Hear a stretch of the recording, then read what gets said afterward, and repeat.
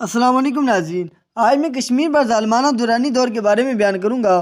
ناظرین، مغلیہ سلطنت نے 1586 سے لے کر 1751 تک کشمیر پر حکومت کی۔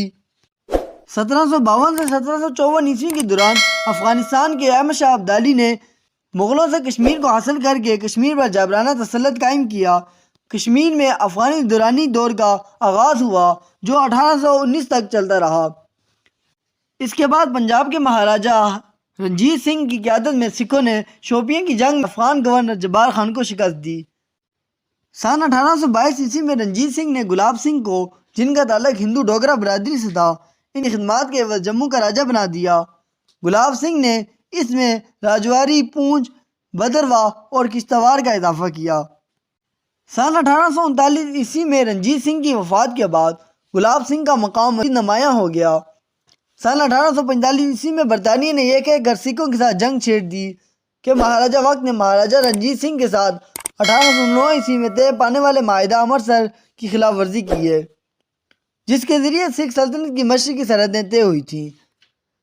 سکھ مہاراجہ جنگ ہار گئے اور 9 مارچ 1844 عیسوی کے معاہدہ لاہور کے تحت ہونے والا جرمانہ ادا نہیں کر سکے، جس کے بعد انہیں کشمیر سمیت دیگر زمینیں بھی ایسٹ انڈیا کمپنی کے نام کرنا پڑی۔ ناظرین، اس کے بعد ایسٹ انڈیا کمپنی نے ان کی کامیابی یقینی بنانے میں کردار ادا کرنے کے لیے برطانوی ایسٹ انڈیا کمپنی نے جموں کے راجہ گلاب سنگھ کو مہاراجہ بنا دیا اور 1846 عیسوی کے معاہدہ امرتسر کے تحت تقریباً 75 لاکھ روپے، لگ بھگ 1 لاکھ پاؤنڈ انہیں کشمیر بھیج دیا۔ اس وقت ایسٹ انڈیا کمپنی کے گورنر جنرل سر ہنری ہانٹ نے 2 مارچ 1846 عیسوی میں اپنی بہن کو لکھے ایک خط میں گلاب سنگھ کو ایشیا کا سب سے بڑا بدماش کہہ کر متعارف کرایا۔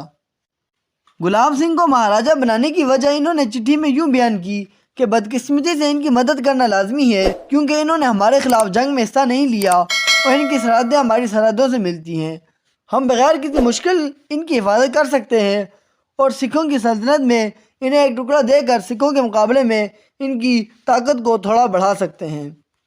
ناظرین، اس کے بعد 1846 عیسوی میں معاہدہ امرتسر پر، جسے عام زبان میں سلڈیٹ بھی کہا جاتا ہے، 16 مارچ 1846 عیسوی میں دستخط کیے گئے۔ اس میں جموں کے مہاراجہ گلاب سنگھ اور برطانیہ کی طرف سے 2 اراکین شامل کیے گئے۔ اس معاہدے کا اطلاق دریائے سندھ کے مشرق اور دریائے راوی کے مغرب کے پہاڑی خطے اور اس کے ماتحت علاقوں بشمول چمب پر تھا، لیکن اس میں لاہور کا علاقہ شامل نہیں تھا، جس پر 9 مارچ 1846 عیسوی کے معاہدہ لاہور کے آرٹیکل 4 کے تحت برطانیہ کا دعویٰ تھا۔ ناظرین، گلاب سنگھ کو دیے جانے والے اس سارے خطے کی مشرقی سرحدوں کا تعین کرنے کے لیے دونوں اطراف کے اراکین پر مشتمل ایک ٹیم کو سروے کرنے کا ذمہ دیا جانا تھا۔ سرحدوں میں کسی بھی طرح کی تبدیلی کے لیے برطانوی حکام کی رضامندی لازمی تھی اور مہاراجہ اور ہمسایہ ریاستوں کے درمیان کسی بھی طرح کا جھگڑا بھی برطانوی حکام نے ہی طے کرنا تھا۔ معاہدے کے تحت مہاراجہ اور ان کے وراثوں کی فوجیں پہاڑ کے اندر یا اس کے متصل علاقوں میں ضرورت پڑنے پر برطانوی فوجیوں کے ساتھ دینے کی پابند ہوگی۔ ناظرین، اس معاہدے میں ایک شق یہ بھی تھی کہ مہاراجہ برطانوی حکومت کی رضامندی کے بغیر کسی بھی برطانوی، یورپی یا امریکی شخص کو اپنی خدمت میں نہیں رکھیں گے۔